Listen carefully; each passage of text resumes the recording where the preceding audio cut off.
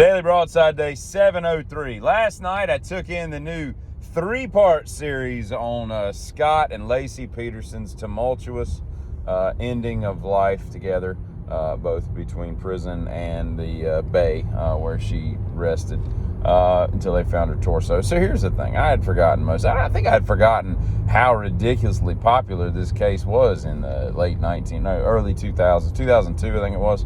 But I got to tell you, there's a few things that I took away from this.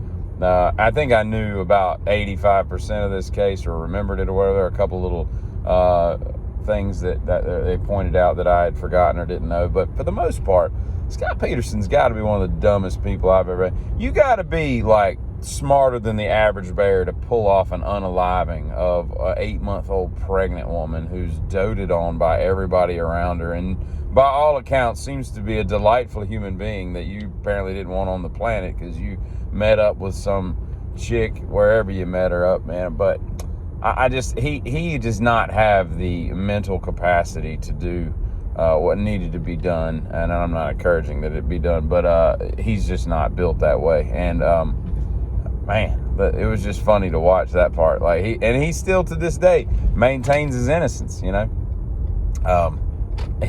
2004, or no, yeah, I think 2004 he's convicted. The dude's been in jail for 20 years, still maintains his innocence. So he admits it was wrong for him to cheat on his wife, but at the same time, he didn't unalive anybody.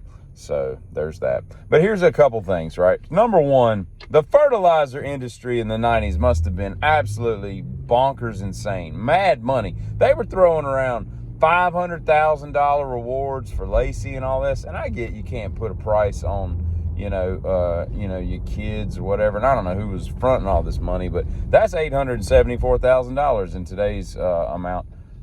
And it's like, if one of my kids went missing, I don't know how much I'd be willing to spend, but it ain't $500,000. It's probably about $4,000, and I hope they come back safe, because $4,000 is the amount that I've decided I can accidentally lose and not cry. Okay, that's just the arbitrary and capricious amount that I'm at. But anyway, that's that fertilizer money must have been good, man.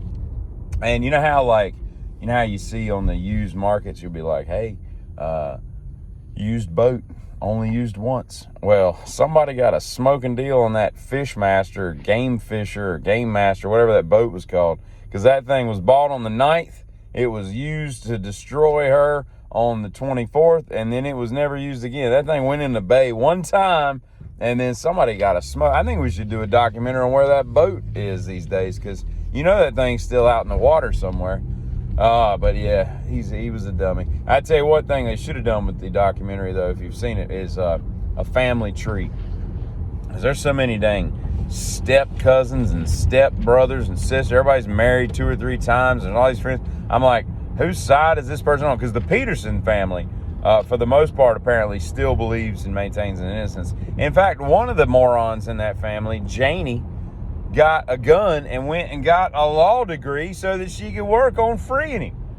You want to talk about, look, this is me in the Peterson family finding out at Thanksgiving dinner that my cousin Janie is going back to law school to free Scott. Pass the yams. And that's the dumbest thing I've ever, that would be my pretty much what I would respond to with that. But yeah, it's kind of a simple story, really. Boy meets girl, falls in love, gets married. He don't want kids. They decide to have kids anyway. He slips one past the goalie. Whatever happens. Then guy meets second girl. Decides that second girl's better than first girl. So he offs first girl so that he can be with first girl. And that's really all there is to it. It's really just a circumstantial case of evidence. There's not a lot of stuff other than some hair wrapped around some pliers. There's not a lot going on there. But I don't remember who it was in the first Indiana Jones movie. But you remember when Indy is like, oh, if I know so-and-so well enough, he's probably blending in like a maniac right now. And then they cut to him and he's like, hello, does anybody speak English? Where is the, that would be Scott if he'd have made it to Mexico. With all that camping gear he got, at Camping World, he's trying to abscond down to Mexico. It just wouldn't have, he would have stuck out like a sore thumb. Because ain't nobody got orange hair you know, and is 6 feet tall in Mexico. You know, I don't know how tall Scott is, but he looks 6 feet tall. Of course, I think Lacey was like 3'9" or something. She's a tiny little diminutive chick, but and then was a lot shorter when just her torso rolled up in the bay on the shore. You know what I mean? But yeah, he would have stood out. That would have been a dumb plan. He had 15 grand, like a knife and some credit cards. Where are you gonna go? What kind of Adobe are you buying down there? You gonna blend in with your orange damn hair? You know what I mean? And white people, dear white people, y'all gotta stop naming your dog stuff like Mackenzie, because the Petersons had a dang golden retriever. First of all, don't get me started on golden retriever. I had a real good friend of mine, and he had a golden retriever, and its name was Duchess. Duchess. Why the heck you gonna name a dog Duchess? That's like naming a dog Mackenzie. And I'm not cool with that either. But yeah, white people got some stupid names for dogs.